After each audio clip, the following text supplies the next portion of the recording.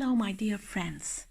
Today I'm talking about the main aspects in predictive astrology. What I will say, it's about description of meaning of the aspects that are used in any form of dynamic astrology. Remember, the meanings are simple as compared with natal meanings because has only temporary impact. Let's start with the conjunction. A conjunction is like the invasion of the body's natures. The two energies combine as one, with the invading planet being the most dominant. There is a sense of ownness. The intruder has the upper hand because it is foreigner, new to the scene. Neptune conjunct natal sun, and the person is all Neptune. The qualities of the natal sun are swallowed by the transit or progression. The conjunction implies that a part of the natal chart experiences direct contact with a different type of energy and reclassify itself to line up with this new one. For example, transiting Saturn conjunct natal sun could well make people appear to have authority or be able to handle responsibility. Transiting Uranus conjunct natal Venus can convert the quite shy Venus into an outgoing and promiscuous type.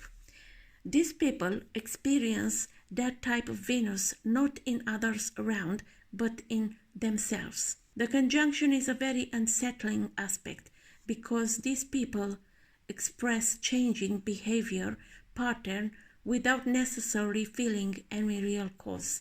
This can lead them to question their very sanity. When it's about the opposition is the direct polarity in meaning to the conjunction. With this aspect, the energy is seen as separate to the self.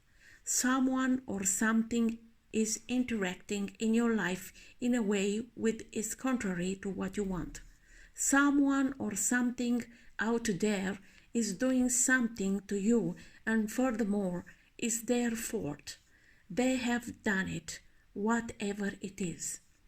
The theme of an opposition is blame or learning from another's actions.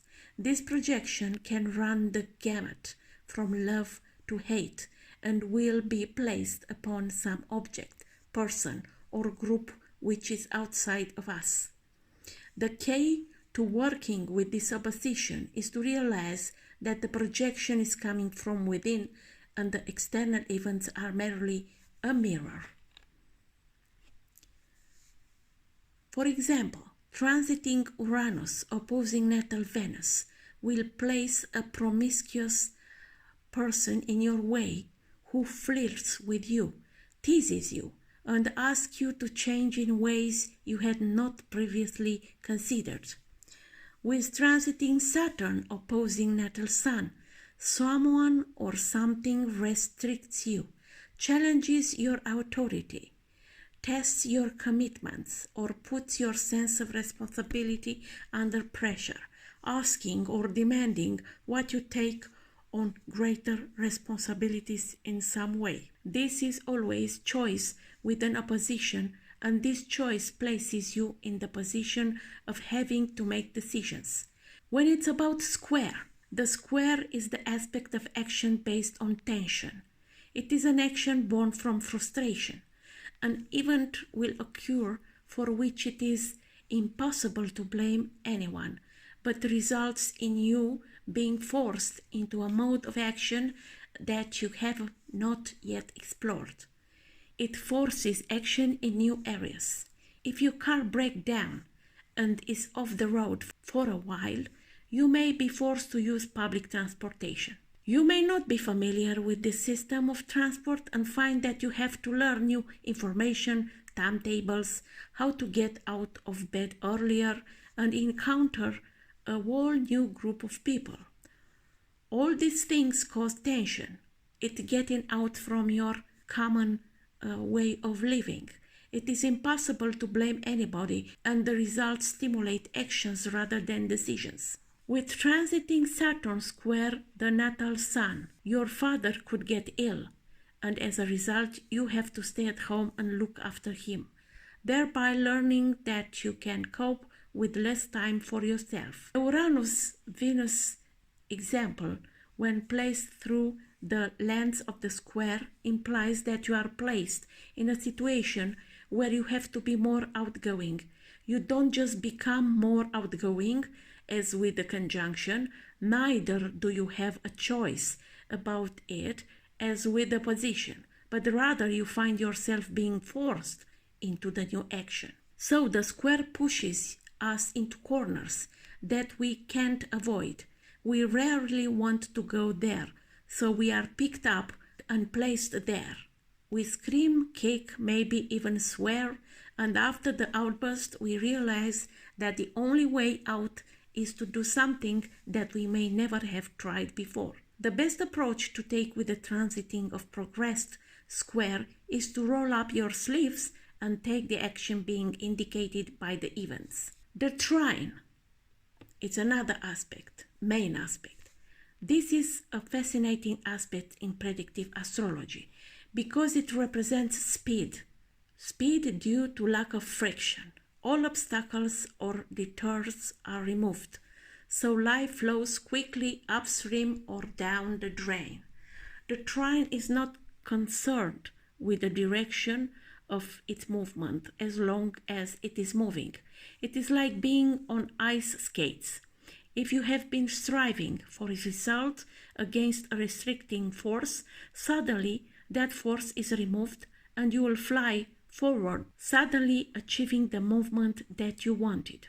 On the other hand, you may be striving to stop some trouble occurring, keeping the lid on something or hanging on by the skin of your teeth. The transiting or progress trine will remove the restraining force you are applying, and suddenly everything collapses. Rapid achievement or rapid failure. The essence of this aspect is no resistance, the removal of all hindrance. Speed of deterioration in a health problem, which could lead to a welcome death for the terminally ill, or finally reaching the top of that mountain for which you have been striving. If you are striving for a positive event and a dynamic trine occurs, then the event is achieved. If, on the other hand, you are striving to prevent a negative event from occurring, the dynamic trine rapidly precipitates the problem. With the Sun-Saturn example, there can be a sudden increase in responsibilities or sudden restrictions placed on the individual, all depending on the bias of the individual at the time of the transit or progression. Similarly, with the Venus-Uranus, rapid joy, socializing, or an affair comes to pass, or one's social life or affair comes to a rapid end. It indicates speed of achievement or a decline. The sextile, another main aspect. The sextile has two types of expression in its capacity as a traveler. Both expressions contain opportunities, but opportunities can manifest in different ways. You can create your own opportunities, or the world can drop them in your lap. If the sextile is between negative elements, then earth and water, then you can create the opportunity. Thus, sometimes that you do or think of yourself uncovers an opportunity which may or may not be taken up. If, however, the sextile is between air and fire elements, an opportunity is going to drop into your lap. So you should be on the lookout for something coming into your life that seems promising. Quite different from the first in the way you experience it. Both are opportunities.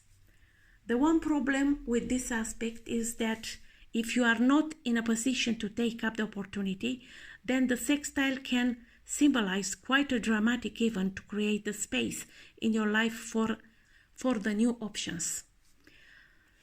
Sextiles are events, but the events themselves are not important. What is important is that the person needs to look behind the event and ask the question, what doorways are now open to me?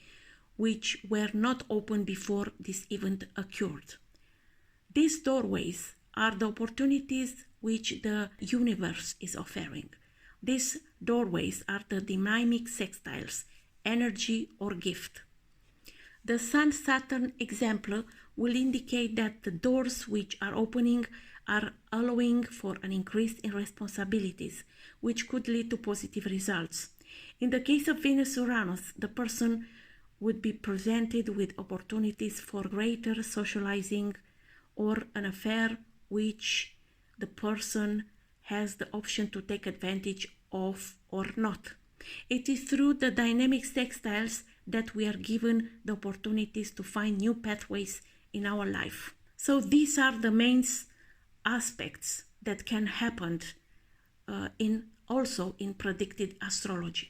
So look in your natal chart and see what kind of aspects are forming with the planets in transit, for example. So you can comment below this vlog and see you next time.